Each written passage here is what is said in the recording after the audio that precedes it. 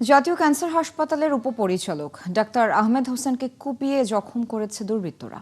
দুপুরে রাজধানীর গুলশানে পুরাতন ব্র্যাক বিশ্ববিদ্যালয় ক্যাম্পাসের পেছনের গলিতে অজ্ঞাতনামা 2 থেকে 3 জন তার হাত ও পিঠে ছুরিকাঘাত করে পালিয়ে যায়। বর্তমানে তিনি ক্যান্সার হাসপাতালে চিকিৎসাধীন রয়েছেন। এই বিষয়ে সবশেষ খবর জানাতে রাজধানীর মহাখালী থেকে আমাদের সাথে যুক্ত হচ্ছেন সহকর্মী নাদিয়া শারমিন। নাদিয়া, ঠিক কি কারণে কারা তার উপরই আক্রমণ করেছে সে বিষয়ে কোনো তথ্য আপনার কাছে রয়েছে কিনা, পুলিশ কি বলেছে, এবং ডাক্তার আহমেদ হোসেনের শারীরিক অবস্থারও যদি কোনো আপডেট আপনার কাছে থাকে জানাবেন আমাদের।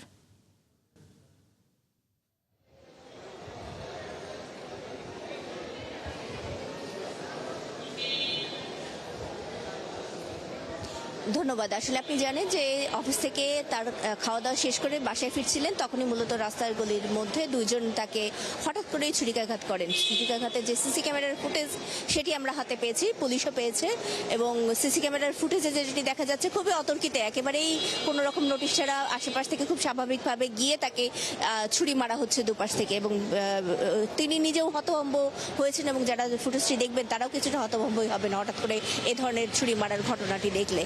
এবং তাকে মূলত আনা হয়েছিল হসপিটালে, এখানে প্রাথমিক যে চিকিৎসাগুলো দেওয়া হয়েছে, দেওয়ার পরে তাকে নিয়ে এই মাত্র 2 মিনিট আগে তাকে নিয়ে ঢাকা মেডিকেলের দিকে রওনা দেওয়া হয়েছে। ঢাকা মেডিকেলে মূলত তার পরবর্তী চিকিৎসা হবে, এবং যেহেতু এটি পুলিশ কেসের বিষয় হওয়ার কথা রয়েছে, যদিও এখনো পর্যন্ত মামলা করা হয়নি, চিকিৎসার দিক থেকেই বেশি গুরুত্ব দেওয়া হচ্ছে। আপনি জানেন যে 3:30টার দিকে এই ঘটনাটি ঘটেছে, এরপরে মূলত তাকে এখানে আনার পরে ট্রিটমেন্ট দেওয়া হয়েছে, এবং এর বাইরে স্বাস্থ্যমন্ত্রীও কিন্তু এসেছিলেন। এই মুহূর্তে আমরা যদিও এই ক্যান্সার হসপিটালে রয়েছি, ক্যান্সার গবেষণা ইনস্টিটিউট যেটি সেখানে, এবং এখানে স্বাস্থ্যমন্ত্রী এসেছিলেন, এবং স্বাস্থ্যমন্ত্রী এসে তিনি বলেছেন যে এই ঘটনার পেছনে যারাই থাকুক না কেন। নাদিয়া, ধন্যবাদ। নিশ্চয়ই পরবর্তীতে আবারও আপনার সাথে যুক্ত হবে এবং তারা আপডেট আপনার মাধ্যমে দর্শকদের জানাবো। দর্শক আমাদের সাথে যুক্ত ছিলেন সহকর্মী নাদিয়া শারমিন।